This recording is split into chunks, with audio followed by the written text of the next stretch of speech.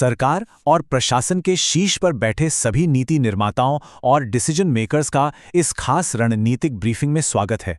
आज का यह विश्लेषण कोई आम चर्चा नहीं है। हम उन विश्लेषणात्मक ढांचों यानी फ्रेमवर्क्स को डिकोड करने वाले हैं जो ये तय करते हैं कि कोई नीति सिर्फ कागजों पर ही अच्छी न दिखे बल्कि जमीन पर असली और ठोस परिणाम भी दे। चलिए बिना किसी देरी के सीधे मुद्दे पर आते हैं। हमारी इस ब्रीफिंग के 4 अहम हिस्से हैं।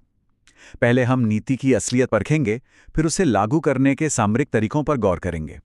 उसके बाद प्रशासनिक हकीकत का टेस्ट होगा और आखिर में हम देखेंगे कि किसी नीति का लंबे समय में क्या असर होता है। बस यही हमारा आज का रोड मैप। शुरुआत एक बहुत ही सीधे लेकिन सबसे तीखे सवाल से करते हैं। क्या कोई नीति सच में काम कर रही है या सिर्फ काम करने का दिखावा हो रहा है? एक तरफ है फाइलों का पेट भरना और दूसरी तरफ है किसी समस्या को जड़ से खत्म करना। इन दोनों के बीच का फर्क समझना ही अच्छे नेतृत्व की सबसे बड़ी पहचान है। तो आइए पहले हिस्से की तरफ बढ़ते हैं, आउटपुट बनाम आउटकम। ये एक ऐसा पॉइंट है जहां बड़ी बड़ी सरकारी नीतियां अक्सर फेल हो जाती हैं। थियोडोर लोग और कोफिनिस जैसे नीति विशेषज्ञ अक्सर एक बात कहते हैं और दरअसल वो बिल्कुल सही है। हम लोग बहुत जल्दी आउटपुट और आउटकम को एक ही मान लेने की गलती कर बैठते हैं। जरा सोचिए, कितने टैक्स रिटर्न प्रोसेस हुए, कितने लोगों को चेक बांटे गए या कितनी सड़कें बनी, ये सब सिर्फ सरकारी काम का हिसाब है। ये आउटपुट है।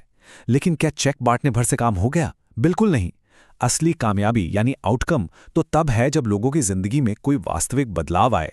जैसे क्या सच में गरीबी कम हुई, क्या लोगों की सेहत सुधरी। चेक काटना सिर्फ एक नौकरशाही प्रक्रिया है, लेकिन किसी नागरिक का जीवन बदलना वो एक असली आउटकम है। अब सवाल है कि इस पूरी साइकिल को ट्रैक कैसे किया जाए। इसके लिए लॉजिक मॉडल को सबसे बेहतरीन तरीका माना जाता है। ये मॉडल एक तरह से पूरी चेन को हमारे सामने खोलकर रख देता है। इनपुट यानी कितना पैसा और संसाधन लगा, फिर गतिविधियां और आउटपुट, और अंत में आउटकम। अगर आउटपुट मिल रहा है लेकिन आउटकम नहीं, तो ये मॉडल तुरंत बता देगा कि गलती कहां हुई है। क्या योजना ही गलत बनी थी या फिर इसे लागू करने का तरीका ही खराब था? अब चलते हैं दूसरे हिस्से पर, सामरिक निष्पादन यानी रणनीतियों को जमीन पर उतारने के लिए सही हथियारों का चुनाव। जब सही टूल्स चुनने की बात आती है तो एबट वेडुंग का फ्रेमवर्क बहुत काम आता है। वेडुंग का नजरिया बड़ा ही दिलचस्प है। वो पूरी व्यवस्था को पूरी तरह से राज्य की ताकत के चश्मे से देखते हैं। आसान शब्दों में कहें तो सरकार को अपना लक्ष्य हासिल करने के लिए कितनी सख्ती या ताकत का इस्तेमाल करना पड़ रहा है। वेडुंग ने सरकारी टूल्स को 3 बहुत ही साफ श्रेणियों में बांटा है: स्टिक्स, कैरेट्स और सर्मन्स। स्टिक्स यानी डंडे, ये वो सख्त कानून या नियम है जहां सरकार दबाव या आदेश का इस्तेमाल करती है।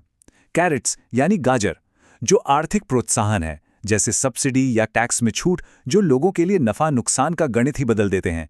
और फिर आते हैं सर्मन्स यानी उपदेश, जहां शिक्षा और जागरूकता अभियानों के जरिए लोगों की सोच बदलने की कोशिश की जाती है। तो वेडुंग के इस फ्रेमवर्क का इस्तेमाल करते वक्त सबसे अहम सवाल जो दिमाग में आना चाहिए वो ये है, क्या हमने किसी लक्ष्य को पाने के लिए बेवजह स्टिक यानी सख्त नियम का इस्तेमाल तो नहीं कर लिया, जबकि हो सकता था कि एक छोटा सा कैरेट यानी आर्थिक लालच देकर बिना किसी जनविरोध के वही काम कहीं ज्यादा आसानी से हो जाता। सही टूल का चुनाव ही सब कुछ है। आगे बढ़ते हैं हमारे तीसरे हिस्से पर, प्रशासनिक व्यवहार्यता का परीक्षण। क्योंकि कोई भी सिद्धांत या शानदार टूल तब तक बेकार है जब तक उसे जमीन पर उतारा ना जा सके। कागजों पर बनी नीति की असलियत जांचने के लिए रेगुलेटरी इम्पैक्ट असेसमेंट यानी RIA के मापदंडों का इस्तेमाल किया जाता है। यहाँ बहुत ही बेरहमी से ऑडिट करना होता है। क्या हमारे सिस्टम के पास इस नीति को चलाने की क्षमता, फंड और लोगों का समर्थन है? क्या ये प्रशासनिक सीमाओं के भीतर मुमकिन है? क्या इसे लाभार्थियों ने स्वीकारा? और सबसे जरूरी बात, क्या इसे बिना किसी भटकाव के बिल्कुल वैसे ही लागू किया गया जैसा सोचा गया था? इस पॉइंट पर क्रिस्टोफर हुड की नाटो योजना को याद करना भी बहुत जरूरी है। ये योजना हमें याद दिलाती है भी सत्तावादी आदेशों पर बहुत अधिक निर्भरता बुरी तरह फेल हो जाती है अगर सिस्टम उन्हें लागू करने के लिए तैयार नहीं है।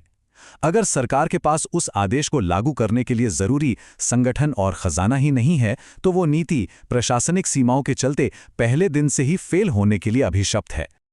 अब आते हैं हमारे चौथे और आखिरी हिस्से पर, दीर्घकालिक प्रभाव को मापना। अल्पकालिक सफलता अक्सर एक धोखा होती है, इसलिए रणनीतिक नेतृत्व को हमेशा समय के साथ पड़ने वाले असली प्रभाव को देखना चाहिए।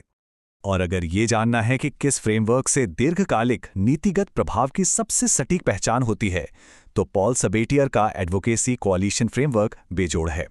ये मॉडल मानता है कि नीतियां किसी बंद कमरे में नहीं चलती।